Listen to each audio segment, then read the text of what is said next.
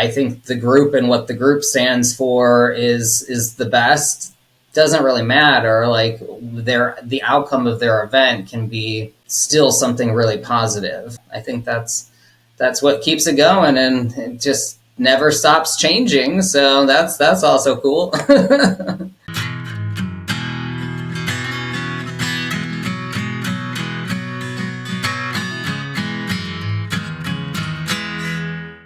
Welcome to 10X Your Team with Cam Otis. We're a father-son leadership podcast where we talk with other lifelong learners about making an impact and solving big problems.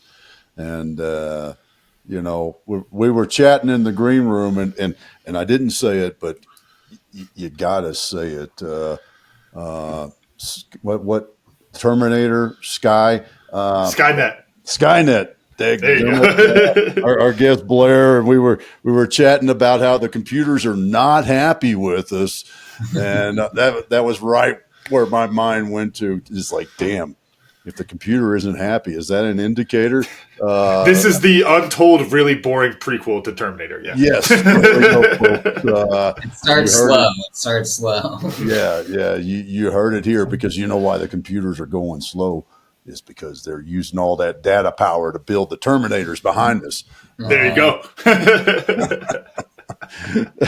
Yeah. Ain't it easy to just spew out crap like that? It is so easy. You get three people and you could just tag each other, and we could go all day like that. Yeah, no kidding.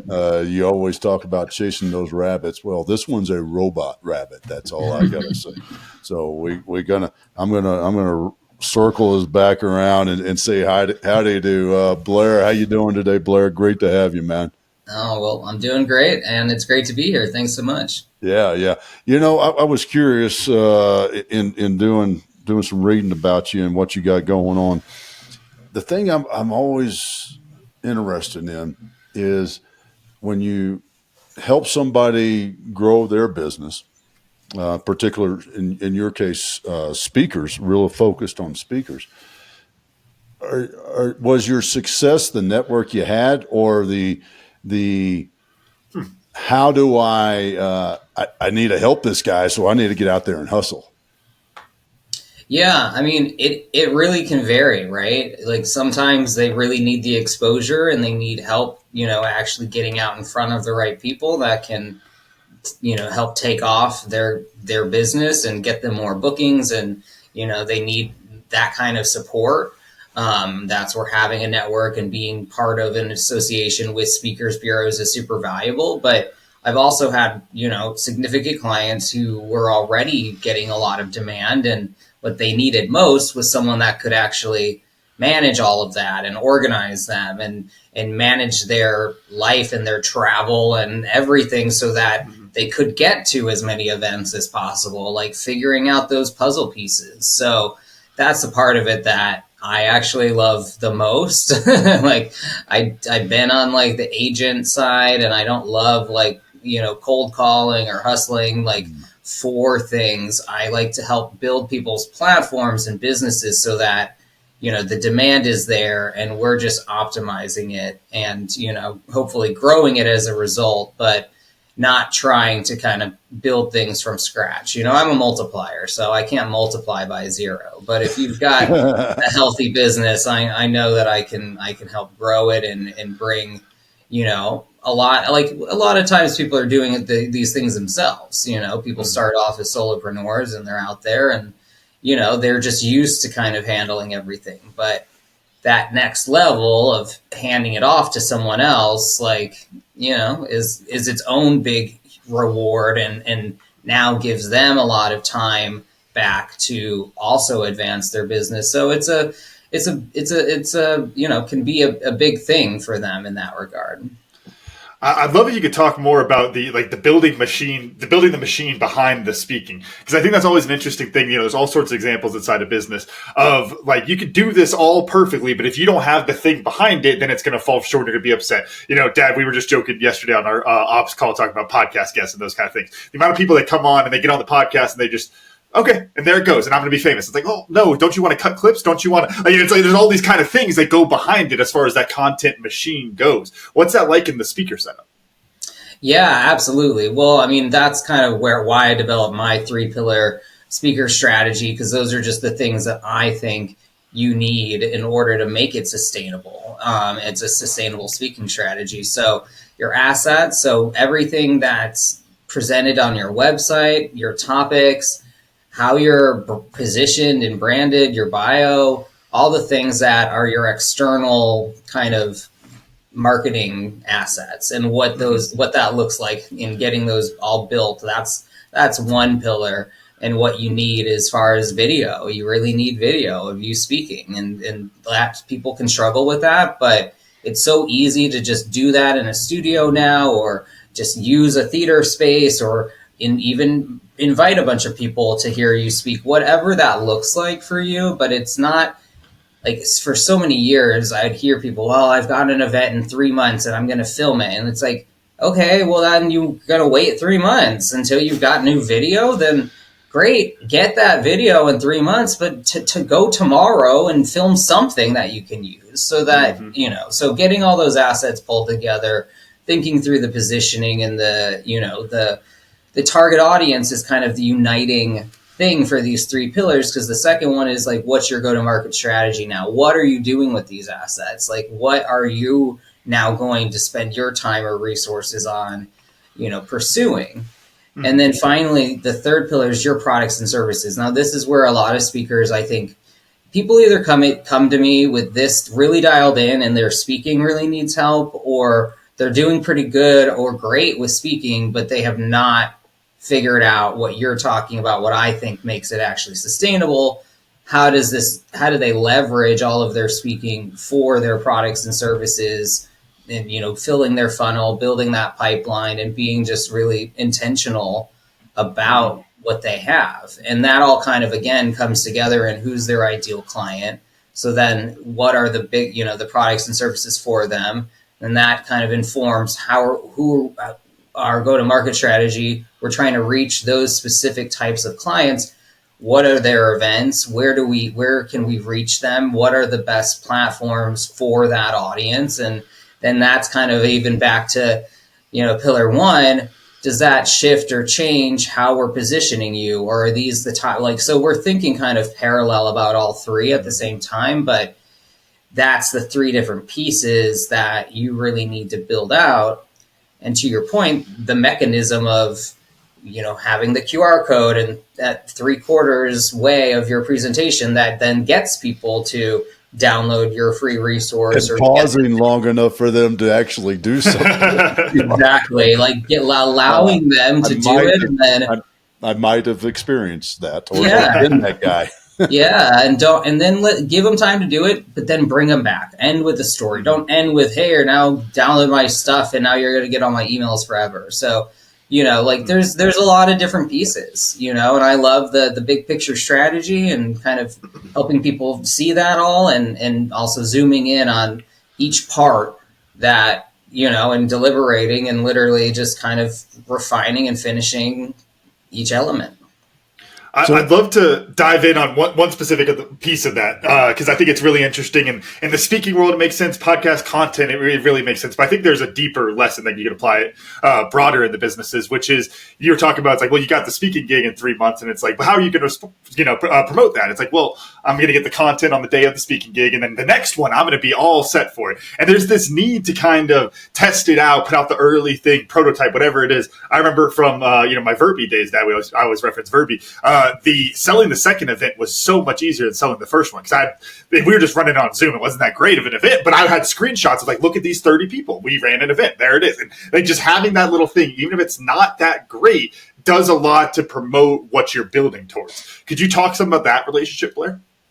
Yeah, I mean, how often have you bought something sight unseen, without experiencing it in any way, shape, or form? Like, that just isn't really how we do things. And if people are spending thousands of dollars on a speaker, most of the time they're not going to just hire you if they haven't even seen a video of you speak. Like, that's just kind of unheard of. I think you can get people that know you, colleagues, peers, people in your network, in your organizations, to go ahead and give you opportunities to speak. But I think if you're expecting someone who doesn't know you, and you're pitching yourself, or you're expecting someone to come to your website and inquire about you speaking without that, then I think you're just delusional about it then, because it's just not, I don't think that's the best strategy. Like, just getting any sort of footage shouldn't be your biggest challenge is the point. And like you said, you can evolve your content. You can change it over time. It doesn't have to be set in stone. But again, if you're trying to market anything, you got to have at least the minimal assets to show people what they're potentially booking or buying or anything else. Yeah, well, and you touched on something that I always laugh at myself in the starting the business, and that's I wrote a book, I've got a podcast. There's a sign out front that says, Tribe and Purpose. Where's the people? Right? It's funny that I think when people step into the business world, no matter what type of thing you're doing, there's this perception that, well, that they've got a podcast, so I should have a podcast. They wrote a book, so I should write a book. They've been on the stage, so I should get on the stage. And nobody ever puts the network together of, you got to do all these things behind the scene. When you decided, and by the way, I think speaker COO, because as Tribe and Purpose, we do fractional COOs, but I really like the speaker COO thing, and because that's there's so much truth to that. How did you shift your mind into that to be in the the behind the scenes dude to help that grow? Yeah, well, I mean, in reality, these are roles I had been doing in my career. They're just working for other people, or part of a company, or part of an agency, or part of something like that. So a lot of the work that I do is not dissimilar to the work that I'd been doing, but it was in my intention. And I moved to LA 12 years ago, and it was before that I kind of figured out I wanted to move from the agent role to management. So it took me a little while to get to, through my MBA and then post MBA and then really like getting my business up and running. But my intention was that whole time, maybe for the better part of a decade, was I want to just manage the clients that I want to manage, get to choose who I work with. And so it was just kind of a long, I don't know, maybe that's a short-term, achievement of this, but it was my journey to it that didn't really waver, even though while in business school thinking, well, maybe I should just go the more corporate route. And like one internship, and I was reminded, even at an amazing place, I interned at DreamWorks, like a cool campus, just one of the coolest places. But it was the summer they got acquired by NBC Universal. And I was just reminded even what corporate life was like, in the chaos and upheaval and just the limited opportunities to advance, and just everything I loved about being at smaller companies and smaller businesses prior to that. And now that's obviously where I found myself, was in my own small business and helping people that are doing the same thing, that have wanted to create something for themselves. They've recognized speaking as an avenue or as something that they want to explore. And yeah, they just need help kind of somewhere. And those three pillars, they might, they might be a 9 out of 10 on one and a 2 out of 10 on the other, or whatever that looks like. So I just know that everyone needs support, because we're not by nature going to be good at everything and good at keeping up with all of it, especially if we're doing it alone. Yeah, it makes me think, talking about kind of your journey there and looking back on it, there's this interesting thing that I think happens with a lot of entrepreneurs, and we're getting into the philosophical side of things a little bit, but there's this like vision that you have, this definition of either your role or your business, your idea, whatever that is. And you kind of have this vague idea. And then as you go and you keep talking with more people, launch new products, those kind of things, it kind of keeps getting shaped and shaped and shaped. And there's this really interesting thing that happens where you have to keep to that core idea that you originally started with while taking that outside feedback. like talking, you mentioned like specifically like that, our fractional COO terms and, the speaking COO as a term there. Like, I'm even thinking, like, Blair, is that something you liked? Or is that just like you heard somebody say it and it's like, oh, that's what I've been trying to find. And it's like, or you're sitting there and you're just like, dude, I hate this term. Like, I can even use myself as an example with our coaching. There's a lot of people who do our type of coaching, that leadership development, those kind of things, who hate the word coach. I'm like, screw you. I coach rugby. I'm Coach Cam. That's it. Like, it's like, I'm like, I am coach. It doesn't matter. It doesn't bother me at all. What are your thoughts on that, Blair, of taking that idea and trying to shape it without getting too much of that outside influence? Yeah, well, I mean, it is kind of a mix of both. Like, when I'm helping clients shape their topics, we are really trying to speak to the market. Like, they might have some clever language or some, like their own vocabulary that they like to use, but that doesn't really help sell them if someone doesn't know them and doesn't know that language. So you have to kind of put it in that customer language. So management and speaker managers, like, as a category, are pretty well known in the industry, but their function is, largely just brokering and marketing the speakers that they represent. It's fairly typical for them to have about 6 to 10, 12 speakers. Like, there's bigger agencies and bureaus that might have lots of exclusive speakers. Like, that's kind of like the two different styles, I would say, of speaker representation out there. Like, either big talent agencies, big speaker bureaus, smaller speaker bureaus, because the only distinction is that agencies can pretty much sell any speaker. Or, like, hey, if they come in and they were thinking they wanted Bob Smith and Bob Smith isn't available, then the agency will sell them someone else or help them pick someone else. Like, we're more like, hey, they want who they like. We're selling our speakers to the agencies, and we are like fielding anything direct for them. So there's not a lot of me trying to cross sell or me trying to like just fill it. Like, they're just coming to me with a blank need, like, oh, we need a speaker on resilience or something.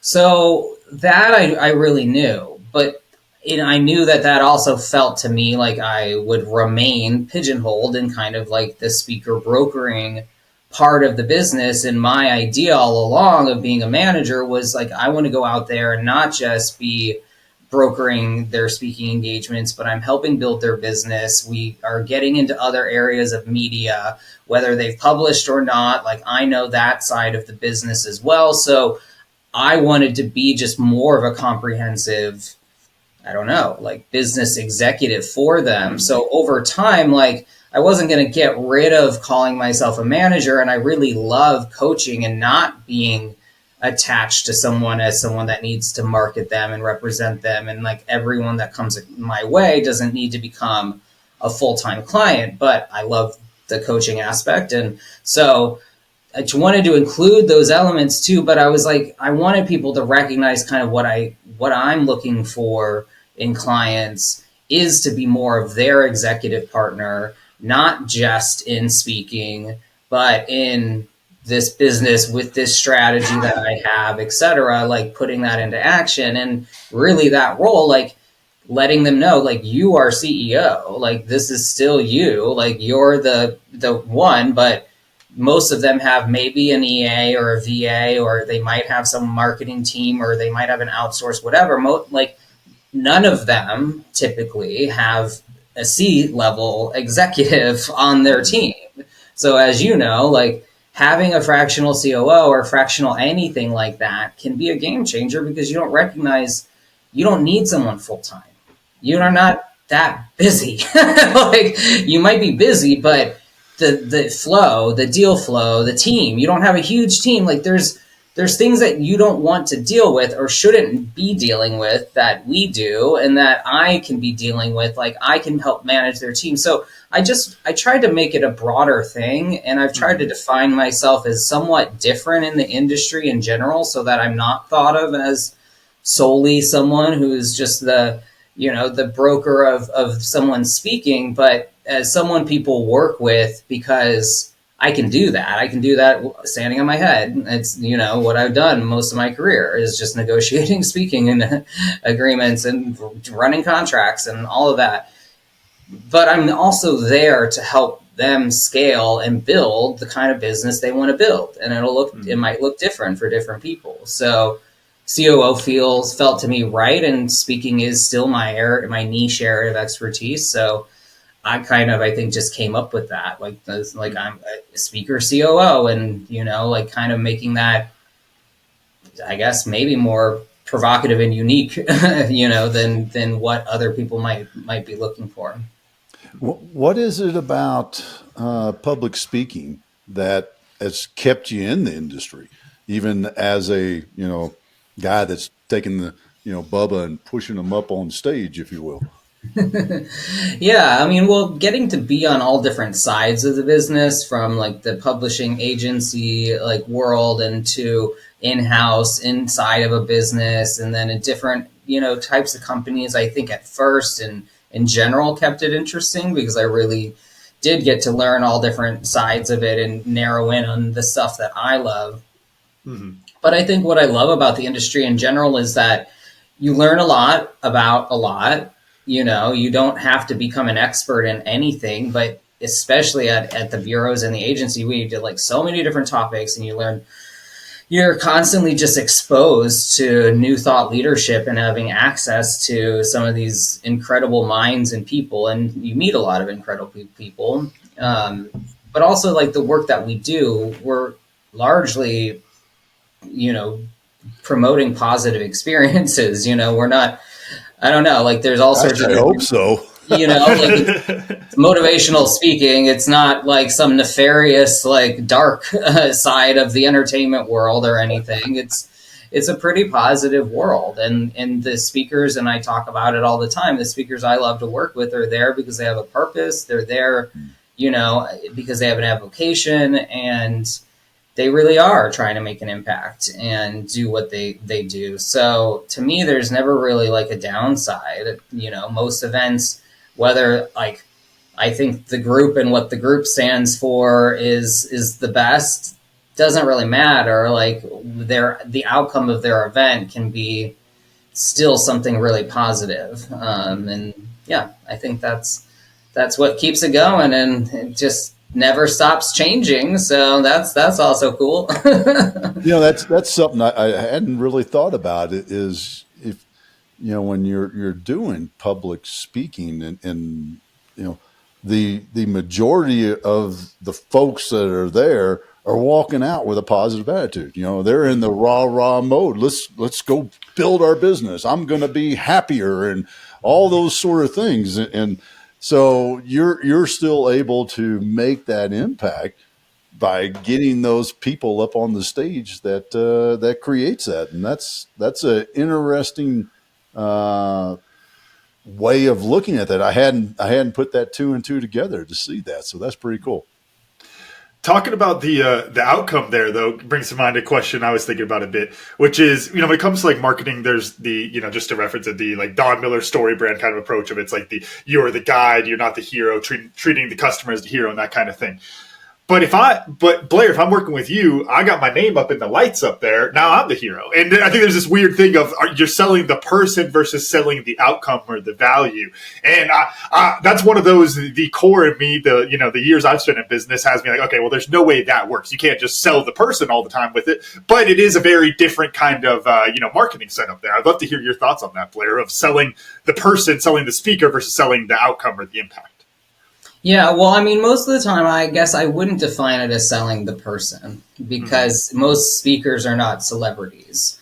But they do try to make a name for themselves, whether it's in their industry or with their message or in their category. So a lot of successful speakers, it might be because they had a hit book, and maybe the book is let's just talk about Simon Sinek. If the book is The Why Method, then it's oh, the why guy. Oh, the guy. They kind of become known for their big idea.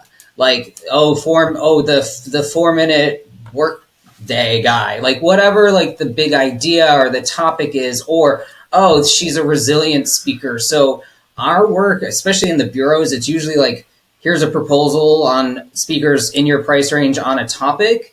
And so I think people become known really for their topic expertise, and then their names are not really like what you're selling. You're selling the content most of the time, and people are coming to you. If they're coming to you and saying, I want this person, is because they like their content. They like how they present and everything else.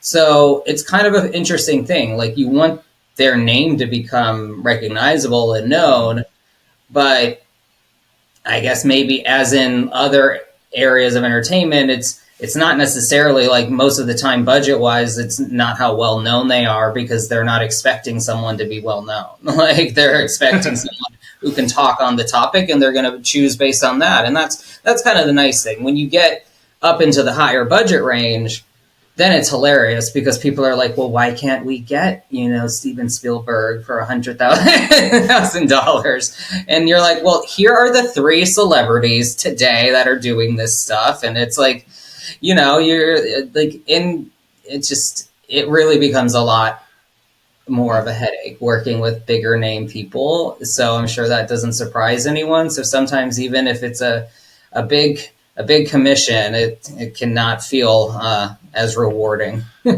Yeah, my mind was jumping to like, okay, President Clinton. Why can't we get President Clinton? We can write a check for $250K to, and I guess when you get into that category, though, that is name recognition, because it's just like, hey, I just want President Clinton up on the stage. Exactly. Yeah. I don't care what the hell he talks about. Yeah. Yeah. The whole prestige thing, right? Just like Spielberg, it's the whole prestige thing, as opposed to the message. And then, because what I heard is at some point, as a speaker, your message and your name become synonymous, almost interchangeable.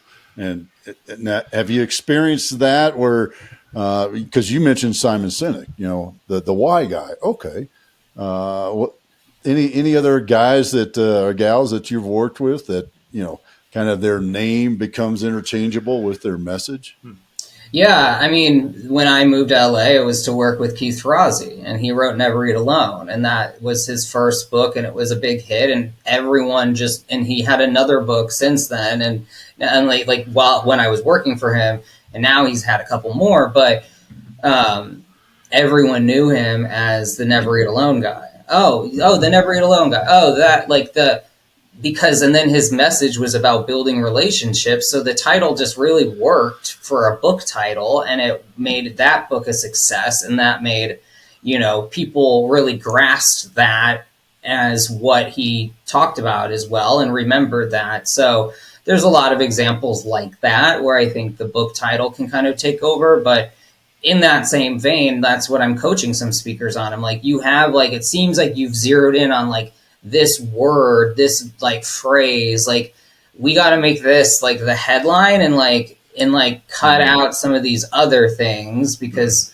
you don't need like 3 taglines, you like stick to one that people can grasp, and then remember that that's you, and like this is the thing. So I think it helps. I think it helps if you can get some traction with something like that. But it's kind of, there's like the Chip Conley books are, Made to Stick, like that book, like that's this whole kind of, discussion on good brand names, good, how to, good naming things, but it's not an exact science, and it's like anything. Like some people get lightning strikes, and a lot of people just kind of it doesn't pop as much. Right. It's the viral video thing, right? Exactly. Not everything's going to go viral. Then your video goes viral, and then I come and I do the exact same thing, and I get 2 views, right? I mean, it's that sort of thing.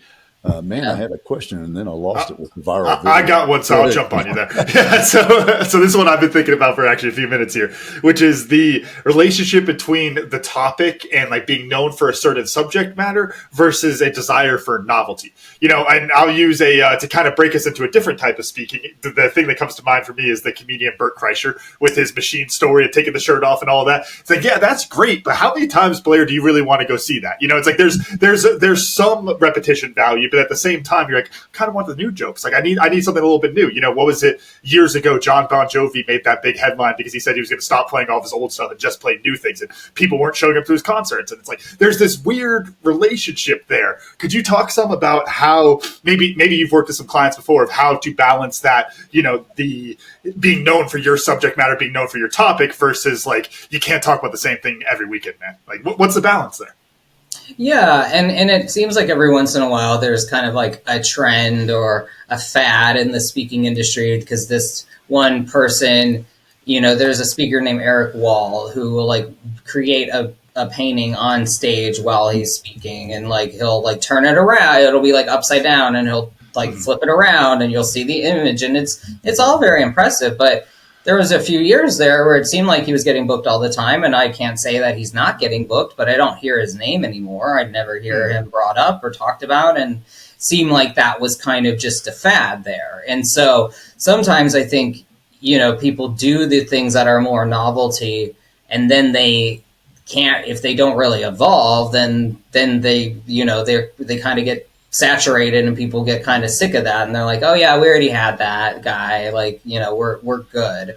To your point, not everyone's booking that again, so I do think it can be difficult. A lot of the comedians are also in kind of like the MC space, and like it's harder for them if they want to break into the keynote space. And I think in general, most of the time it's helpful for you to really kind of grow in your lane and, to your point, be known more for your subject matter expertise and topic, and that maybe you introduce different visual and other elements into your presentations as you go and switch things up. But the topics should evolve. And if people remember you more for the novelty about what you do and not for whatever you were talking about, then yeah, it's less likely people will be booking you again and again. You know what? That was popped in my head. Camden said something that kind of made me think about this, and I'd love to discuss this. It is the music, the classic rock. Can listen to, you name it, the Doors, AC/DC, something like that, right? Over and over again. Not necessarily like over and over again, but, I could hear it today, and it's like I want to hear that again tomorrow. But a message, how often, how good does that message have to be, AC/DC Back in Black type of listen to it again and again sort of thing?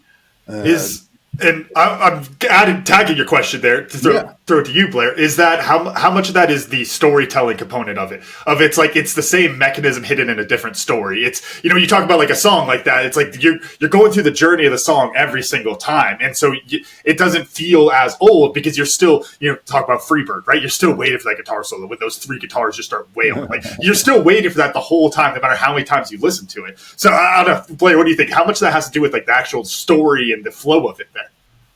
Yeah, well, I mean, to use your analogy, think of the keynote as the hit single, and they're there, people love it. To Camden's point, great way to connect with the audience is to open with a story. And it's not about being the best and the coolest and all your accomplishments. It's usually actually more about being vulnerable and sharing maybe a failure or something else, or connecting with the audience in another way that really is authentic, and then bringing that back to the end.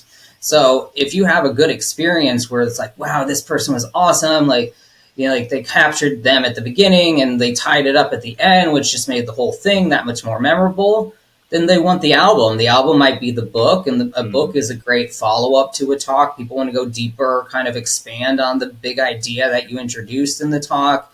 That might make them want to work with you. Or like you're, again, trying to capture them through your talk and getting them on your email list or something. And then maybe you are funneling them to a course or to simply a call. But that's how you create that connection in the moment. And I do think it can build from that, hearing that first song. It's like, yo, I want more. I want to hear more. I want to learn more. It's not necessarily the same message. Maybe it's more from the same person, but this is the big message kind of overall. But break it down for me, share more anecdotes, etc. So I think it just has that same effect, and hopefully, people are, actually changing by going further than just hearing the message, because that's kind of the, what we say is, yeah, you might change a lot of lives, doing a keynote speech, and as far as lighting a spark or whatever, but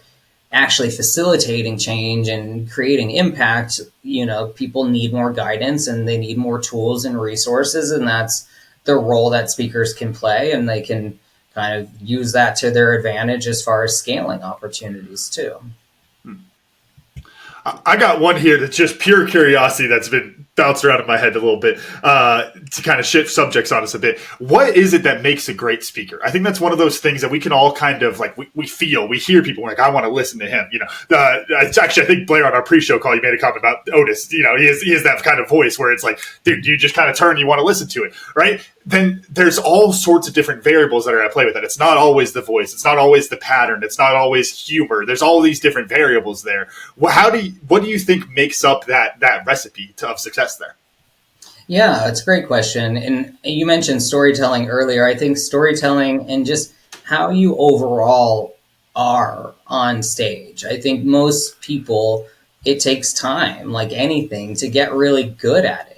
It is to some degree a performance, to some degree, you're doing more than you might do in a classroom or in a lecture hall, and et cetera. So, kind of adjusting to the venue, to the audience, like all of these things make up like how the audience perceives you. And the great speakers really prepare, even if 80% of their talk is always the same, like that 20% that they tweak or tailor or customize to that audience is so important, so that they feel like the speaker actually knows who they're speaking to, they feel seen, and how they overall just kind of bridge the beginning and the end, like I talked about, because that's what people remember, and how you leave them, I think, is the most important thing. So the best speakers really can capture that audience, like just keep their attention with really compelling anecdotes and valuable information, and then tie it up in the end. And, that standing ovation is not far away. There you go. It's just around the corner. Just one more story, right? Speaking of stories, you mentioned DreamWorks earlier, and I'd love to hear what's something that you learned there that you're because I think you said you were an intern there, if I remember right? Yeah, during business school. Gosh. In addition to being scared away from corporate America, because I think that's key. That can't be the lesson, right? I want to know what's something, you're at DreamWorks with all the cool stuff. I can only imagine what it must be like to walk in that place. But what's something you gained in that time there that you're still like, yeah, that was my foundational, or what a great lesson?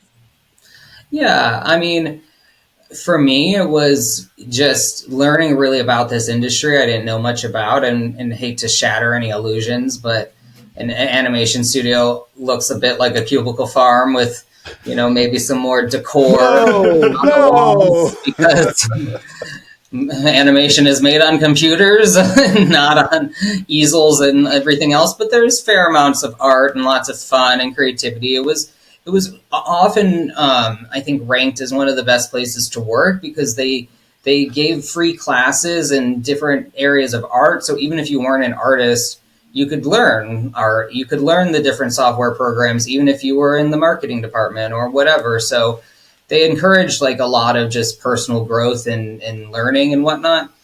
Trying to think about what I learned. It was an interesting summer. It was a little bit of detox from my previous company of 3 years, a little bit of like helping these executives prepare for this, corporate takeover. So I was doing some work that they probably didn't anticipate me doing, but I ended up designing just kind of a change management communication strategy for them. They were the heads of the real like technological pipeline for the studio, and lots of different changes and things that they were trying to push.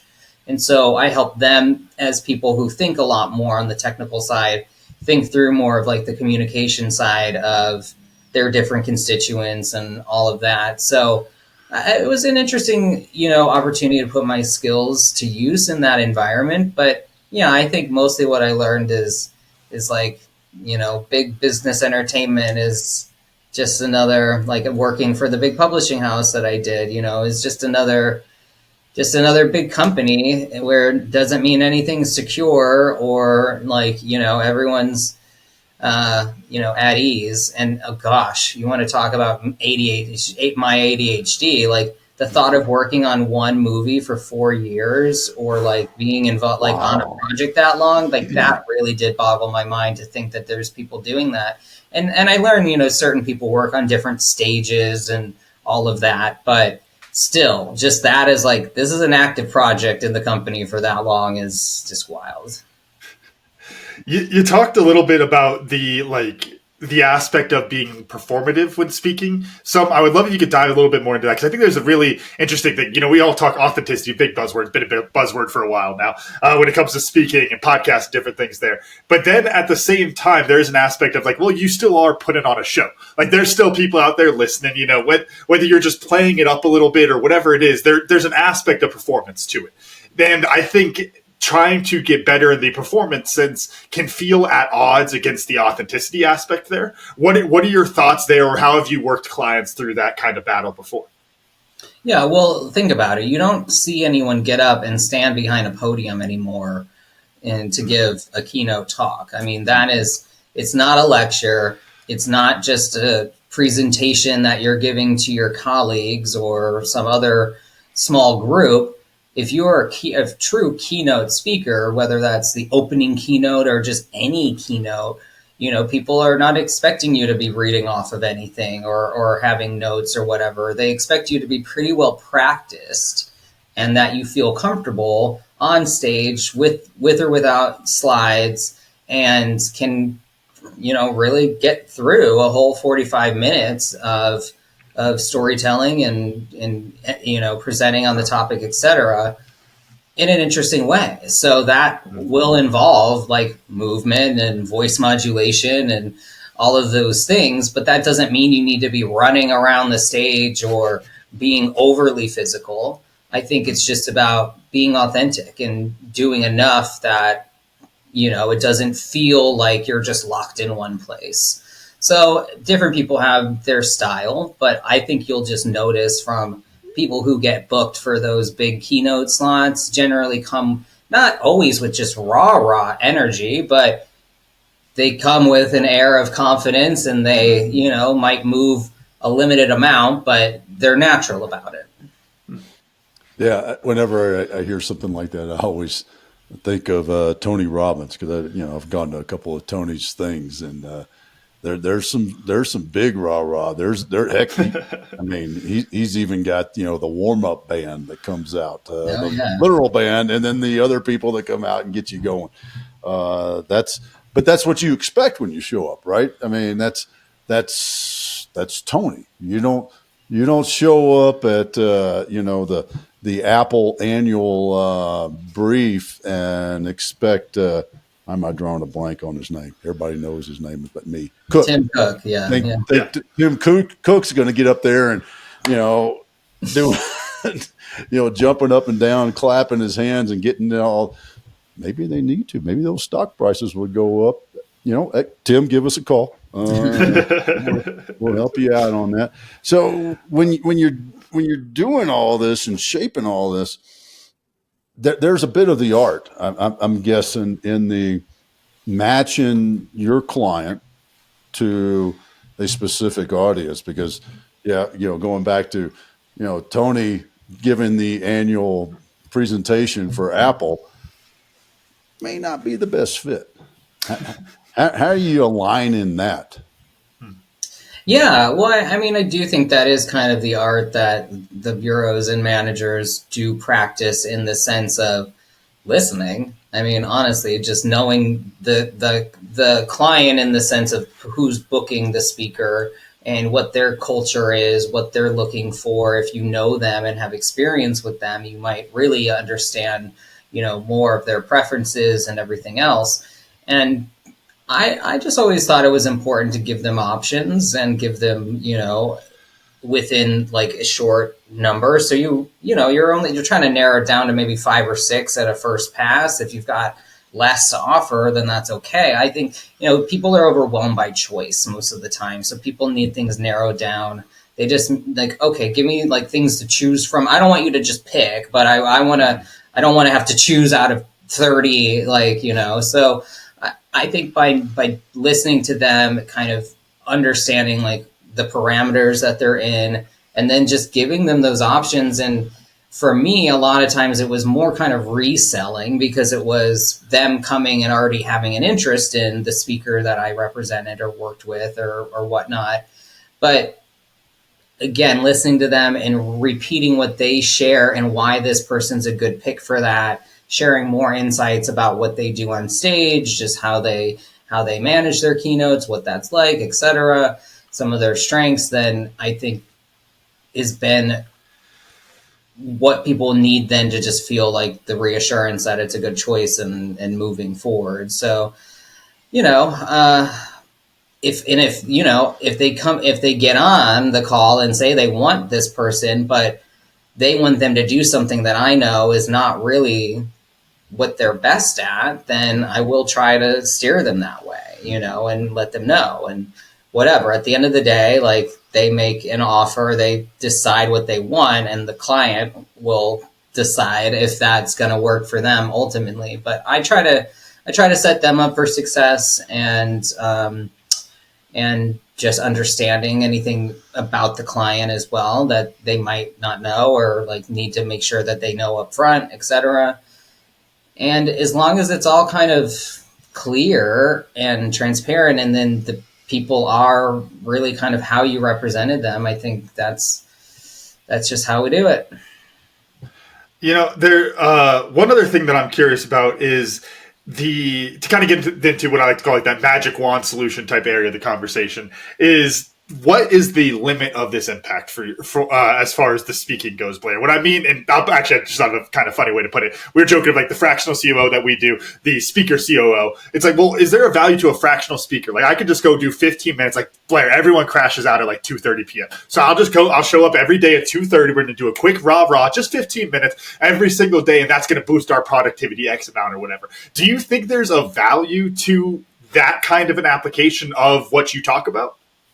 Yeah, I mean, I love anything creative like that. I mean, we talk about having a chief evangelist officer in the company, or someone like that really is kind of like there to go out and speak, but also to speak internally. Maybe that person is also leading that 2:30 rah. But part of my strategy around sustainability is scaling. So being able to turn a keynote into, maybe quarterly check-ins virtually, like being able to extend into more events where then that does allow for your impact to carry on. That's exactly what I'm coaching clients on and helping design, and really helping them push and be thinking about, from the beginning of that first customer contact, like both in gathering the information and the questions they ask, connecting. Sometimes you might just be talking with the event planner or the assistant that's booking the speaker, or just vetting the speakers.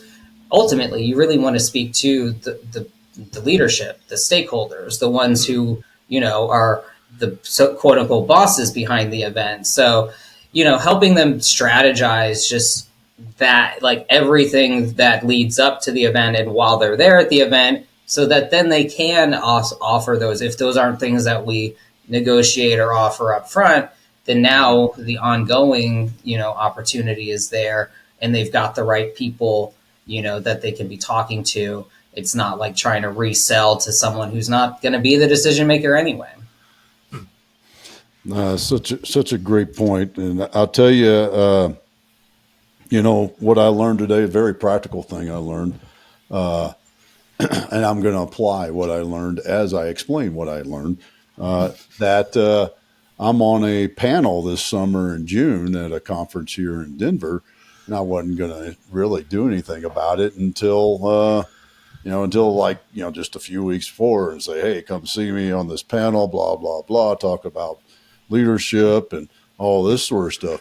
But what you taught me and us at Driving Purpose today is time to start talking about it right now. So there we go. I'm talking about it. I'll be on a panel here in Denver for a Achieve Business Explosion Conference. And I'm pretty excited about it. I got some pretty cool people, and I'll name drop.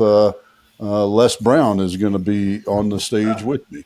So yeah, it'll be looking at that. So there's a big lesson I just learned and applied it, just like we say. So there you go, folks. Cam, how about you? What'd you learn? Very good. I think I'm short on the application piece here. That's a new requirement. I guess we're in the 400s now. We got to elevate the standard. Yeah, we're gonna elevate it. But no, for me, it's one of those like almost frustrating things to learn, but it's the value of the storytelling. And the reason I joke that it's frustrating is because, like, Blair, I asked you that question of, like, what's the magic recipe for a great speaker? And you were kind of like, they just gotta be a good storyteller. Like, it's like the fact that it all just goes back to that, and it makes a lot of sense, of course, but I think that's a really interesting piece of, you know, if the story has value, the speaker doesn't have to be perfect. If your rhythm isn't great, but you are really engaging with the story, that's what really matters. You know, I think of Dad, we joked about on our ops calls before of it's like how many times have you sat on your phone on Instagram or something and watched a 90-second video with terrible quality? It's like, yeah, but I wanted to see if the dog met the soldier when he got home or whatever it is. Like there's a story there that you're tied into. The quality does not, the standard for the quality can be lower if the story is good. And I think that's just a little frustrating because I think you tend to point to those other things, but it just goes back to the story. And that's an interesting thing to me. Yeah, good one. Blair, how about you, man? What'd you learn?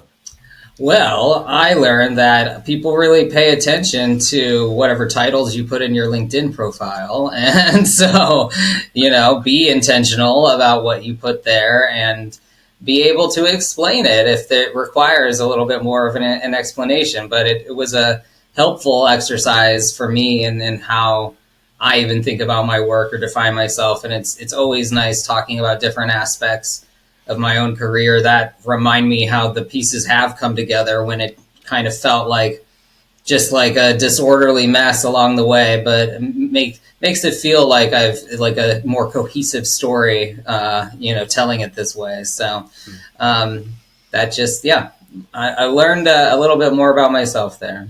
Awesome. And what you should do with your profile. And I notice a lot of people put like a phrase, like helping businesses grow, whatever. So maybe that's just something to consider. It's a good real estate place to get your message out. Yeah, it is. It is. Blair, how do folks find you, follow you, learn more about what you got going on? Sure. You can find me on LinkedIn and Instagram, Blair Bryant Nichols and BBN Creative Management. And check out our website, BBN as in baboon without the vowels, creativemanagement.com. And you can sign up for a free 30-minute call, and I'll help you, with figuring out what your next step in your speaking business and business world may be. Sorry, I got one more. How long did it get you to get to the baboon with no vowels? Because that's a hilarious way of describing it. Well, that's an oldie, and the funny thing is that my actual LLC is Baboon Management because I've even freshman year of college, it's like the icebreaker. And I'm like, my initials spell baboon without the vowels. And everyone's like, that's random, but okay. That's nice. Well, I thought it was a cool name, and then everyone was like, no one was gonna want to be managed and to be thought of as a baboon or whatever. And so I just shortened it back to my initials. But joke's on them. That's the actual LLC. Yeah. Baboon Management might be, Every time, if you Google that, you will not find another management company, I tell you, but you will learn about what they're doing at some game reserves in Africa to manage baboons. Well, I mean, it's just like you, Dad, with LTO. Yeah. Well, I don't even remember the real acronym. I just know Listen to Otis. Yes, and that was from the kids who created that one, so it makes it even more interesting. Yeah, Blair, been a great pleasure having you here today. We really appreciate your time. The pleasure's been all mine. Thank you. Camden, run us out. All right. Thank you all for listening to today's episode of 10X Your Team with Cam and Otis. And a special thanks to our guest, Blair Nichols, for joining us today. Remember, you can watch full episodes of the show on YouTube at 10X Your Team. And if you enjoyed today's episode, please make sure to pass it along to other lifelong learners in your tribe so they can enjoy it too. Follow us on Facebook, Instagram, and LinkedIn. As always, the full archive of episodes available at www.10xyourteam.net. Thanks again. We'll see you all next time.